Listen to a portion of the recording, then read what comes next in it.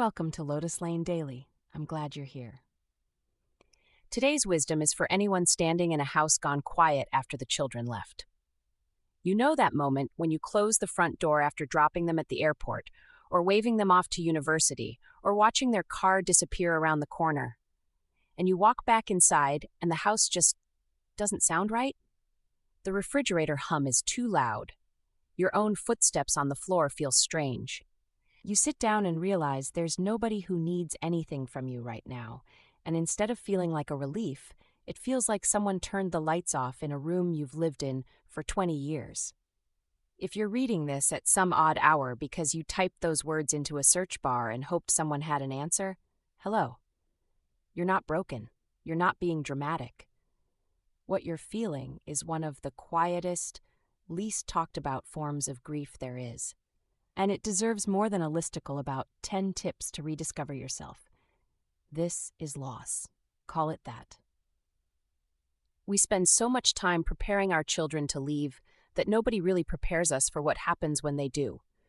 We read the parenting books. We worried about attachment and independence and whether we were doing it right.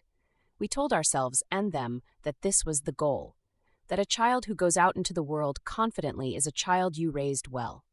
All of that is true, and it still hurts. The hurt doesn't mean you failed. It doesn't mean you're clingy or that you need to let go, a phrase that deserves to be retired forever. It means you loved someone deeply, organized your days around them for years, and now the shape of your daily life has changed completely. That's a real loss, even when it's also a good thing. Both of those things can be true at the same time. What you're grieving isn't just your child's presence in the house. You're grieving a version of yourself, the one who made the lunches and knew what time everyone needed to be where. That person had a very clear purpose every single day. And right now, you're standing in that person's kitchen, wondering who you are without the role. Why the silence is so loud. Here's something that might help to understand. The silence isn't really about quiet. Your house was probably chaotic for years, and you wished for quiet plenty of times. What you're missing isn't the noise exactly. It's the weight behind the noise. The noise meant someone was home. Someone needed you. The noise was evidence of a life being lived right under your roof. Now the house is quiet, and it can feel a little like a part of your life has ended. Not in a dramatic way, just in the way that chapters end. Something that was fully alive is now in the past tense. A piece of wisdom from a lifetime of philosophical writing puts it this way. Life and death are the two faces of the same coin. To understand life, we must understand death. To conquer death, we must live fully. That might sound strange applied to an empty nest. Nobody has died. But think about it differently. Something has died, a particular season of your life, and the invitation inside that loss is to ask what it means to actually live fully now, in this new and unfamiliar season. That's not a comfortable invitation, but it's a real one. What nobody tells you about identity. When your identity is organized around being a parent, specifically a hands-on, daily, active parent, and that role shifts dramatically, it can feel like standing on a rug that just got pulled out. You're still their parent, you always will be, but the version of parenting that filled your hours and gave you your sense of purpose has changed shape, and nobody handed you a map for what comes after. Here's the honest thing. There isn't a map, not a ready-made one. You have to make it yourself, and that takes time, and it's uncomfortable, and it doesn't happen in a straight line. But here's also something true. You are not starting from zero. You are a person who kept a small human alive and helped them grow into someone capable of leaving. That required a staggering amount of skill, patience, creativity, and love. Those things didn't disappear when they drove away. They're still in you. They just don't have the same outlet they used to. Some things that actually help. Not platitudes, real things. Let yourself be sad without immediately trying to fix it. There's a cultural pressure to bounce back, to fill the calendar, to keep busy. And yes, at some point, activity helps, but if you move too fast into distraction, you skip the part where you actually process what changed. Give yourself a few weeks where it's okay to just feel the strangeness of it. Cry if you need to. Sit in the quiet and let it be awful for a bit. Write down what you actually liked about your days when they were home, not the romanticized version. The real version. What moments genuinely made you happy? What did you love about those evenings, those school pickups, those Sunday mornings? This isn't to make you sad.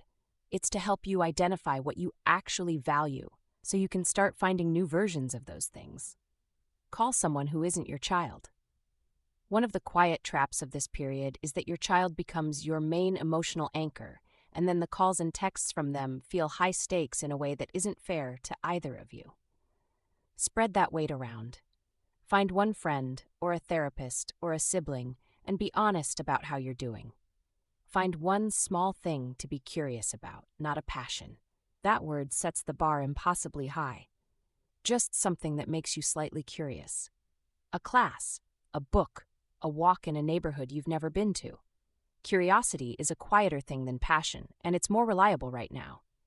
Resist the urge to make your child responsible for your well-being.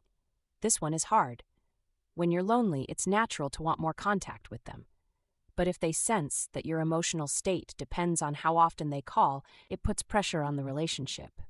Stay connected, absolutely. But work on building a life that doesn't hinge on their check-ins. They haven't gone. They've just changed shape. Something worth sitting with. Your relationship with your child doesn't end when they leave home. It changes.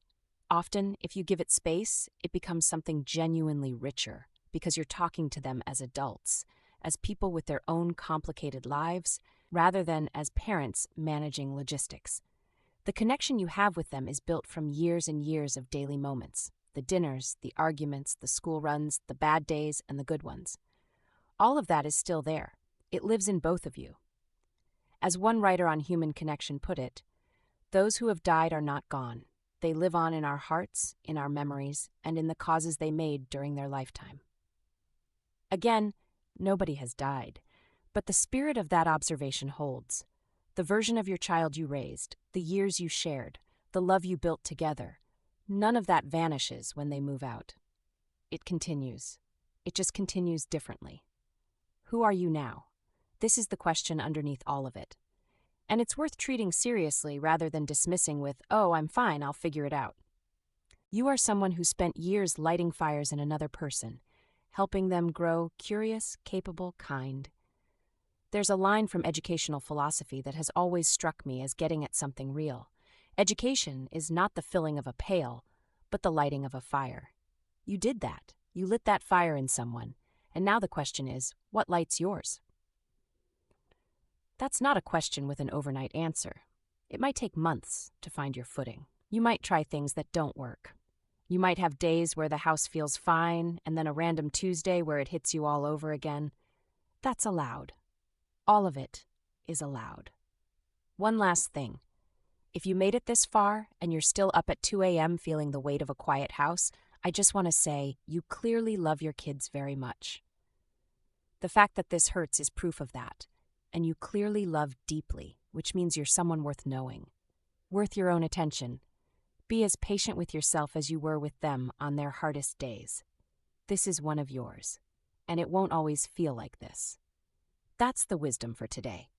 If something here landed for you, share it with one person who might need to hear it too. Take it slow. I'll see you tomorrow on Lotus Lane Daily.